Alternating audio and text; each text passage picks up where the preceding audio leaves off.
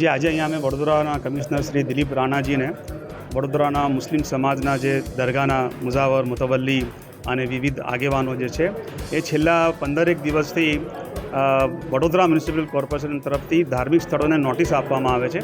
2 દિવસની નોટિસ આપવામાં આવે છે કે ભાઈ તમારે જે છે એ દૂર કરો, એનું સોલ્યુશન આપો, ડોક્યુમેન્ટ આપો, અને નહીં તો એને દૂર કરવામાં આવશે દબાણ તરીકે. તો અમારી એ રજૂઆત છે કે અહીંયા આ જે એક્ટિવિટી ચાલી રહી છે એ ગેરકાયદેસર છે અને યોગ્ય આયોજન વગરની છે.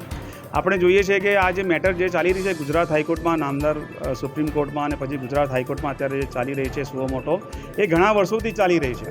અને એમના માટે જે છે ગુજરાત સરકાર તરફથી કોર્પોરેશનને એમના બધા ઇનપુટથી લઈને એફિડેવિટ આપવામાં આવ્યા છે. તો એફિડેવિટમાં શું આપ્યું છે એ લોકો સમક્ષ ડિક્લેર કરવું જોઈએ. બીજું કે ભાઈ એક તરફ એ કહેવાય કે રેગ્યુલરાઇઝ કરવામાં આવશે, તો રેગ્યુલરાઇઝની શું નીતિ છે એ માટે કોઈ ક્લેરિટી નથી. વડોદરા શહેરમાં એક શહેર લેવલની એક કમિટી બનાવવામાં આવી છે ધાર્મિક સ્થળોના મુદ્દાના ઉકેલ માટે. તો એ કમિટીમાં કોણ છે, એના ચેર કન્વીનર કોણ છે, એની શું જવાબદારી છે, એના માટે કોઈ ડિક્લેરેશન કે થયું નથી. બીજું એ કે આજે વડોદરા શહેરની અંદર 4 દરવાજા બહાર જે છે દરગાહો જે જોવા મળે છે એ 200 વર્ષ, 250 વર્ષ, 300 વર્ષ, 100 વર્ષ જૂની દરગાહો આવેલી છે. તો એ બધી જે છે એ રેસા રસ્તામાં નથી, પરંતુ શહેરના વિકાસ સાથે અત્યારે અમુક જગ્યા જે છે દેખાઈ આવે છે કે ભાઈ એ રસ્તામાં છે, પણ એકચ્યુઅલી એ સિટીમાં, શહેરમાં જે તે વખતે જે છે જ્યારે વસ્તી હતી અને સાઈડ પર હતી, કોઈ રસ્તા રેસામાં એ દરગાહ કે બીજી જે પણ મસ્જિદો છે હતી નહીં. તો એ બાબતે જે આપવામાં આવે છે એના માટે અગાઉ જુલાઈ 2024માં પણ આ નોટિસો આપવામાં આવી હતી. બધા જ લોકોએ જે છે એના જવાબ આપ્યા છે અને પુરાવા સાથે. એ વખતે શું કરેલું એ છે કમિશનરશ્રીએ કીધું છે કે ભાઈ અમે જે છે અત્યારે જે એમને રિસ્પોન્સ બહુ સરસ આપ્યું છે અને કીધું છે કે બોલાવશે. અમે આ બધી માહિતી માંગી છે અને શહેરમાં જે છે અફવા ચાલી રહી છે, રૂમર્સ ચાલી રહી છે, કોઈ શહેરનું વાતાવરણ ખરાબ ન થાય, કોઈ એવી અનિચ્છનીય બનાવ ન ઘટે, એ જોવાની જવાબદારી વડોદરા મ્યુનિસિપલ કમિશનરશ્રીની છે. તો એના માટે અમે રજૂઆત કરવા માટે આવ્યા છે. એમણે કીધું છે કે તમને બીજી વખત બોલાવવામાં આવશે એવી બાંહેધરી આપી છે. છેલ્લા ઘણા સમયથી જે તમે જોઈ રહ્યા છો કે વડોદરા શહેરના જે ધાર્મિક સ્થળો છે એમને જે તે વોર્ડ ઓફિસ દ્વારા નોટિસો આપવામાં આવેલી છે કે છેલ્લા 2 દિવસમાં તમે તમારા જે કંઈ પુરાવા હોય, દરગાહ હોય, મંદિર હોય કે કોઈ પણ ધાર્મિક સ્થળ હોય એના પુરાવા તમે 2 દિવસમાં વોર્ડ ઓફિસમાં રજૂ કરો.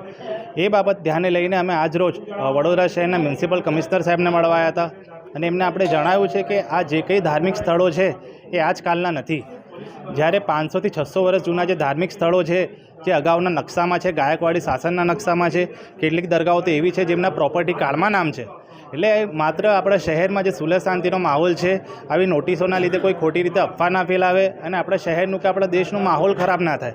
એ બાબતે અમે કમિશનર સાહેબને રજૂઆત કરવા આવેલા કે હાલ રમઝાન માસ ચાલે છે, તેમજ બોર્ડની પરીક્ષા પણ ચાલે છે, જેથી જે પણ કંઈ કાર્યવાહી હાલ ધાર્મિક દબાણોના બાબતે લઈને ચાલતી હોય તે તાત્કાલિક રોકવામાં આવે અને જે પણ કંઈ ખુલાસા હોય ધાર્મિક દબાણોને લઈને કે ધાર્મિક દબાણોના જે પણ કંઈ ડોક્યુમેન્ટ હોય એ પહેલાં લેવામાં આવે, ધાર્મિક આગેવાનોને બોલાવવામાં આવે, એમની મિટિંગ કરવામાં આવે અને એ બાદ એ નિર્ણય લેવામાં આવે. ને અમે કમિશનર સાહેબને એ પણ કીધું છે કે તમે વડોદરા શહેરના પ્રતિનિધિ છો અને વડોદરા શહેરના નાગરિકોના પ્રતિનિધિ તરીકે તમે હાઈકોર્ટ, સુપ્રીમ કોર્ટમાં જઈને એવું જણાવો કે વડોદરામાં વિકાસના અનેક મુદ્દાઓ છે, માત્ર ધાર્મિક દબાણો હટાવીને જ વિકાસ થાય એવું કંઈ જરૂરી નથી.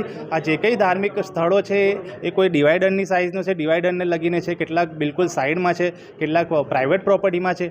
એટલે ધાર્મિક દબાણોનો જ માત્ર વિકાસનો મુદ્દો રહ્યો નથી. વિકાસ માટે આપણા દેશમાં, આપણા રાજ્યમાં, આપણા શહેરમાં અનેક મુદ્દાઓ છે.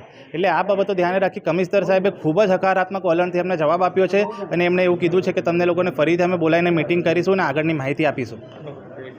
हमसे जुड़े रहने के लिए हमारे YouTube चैनल को सब्सक्राइब करें और नई वीडियो की नोटिफिकेशन के लिए बेल आइकॉन को दबाएं.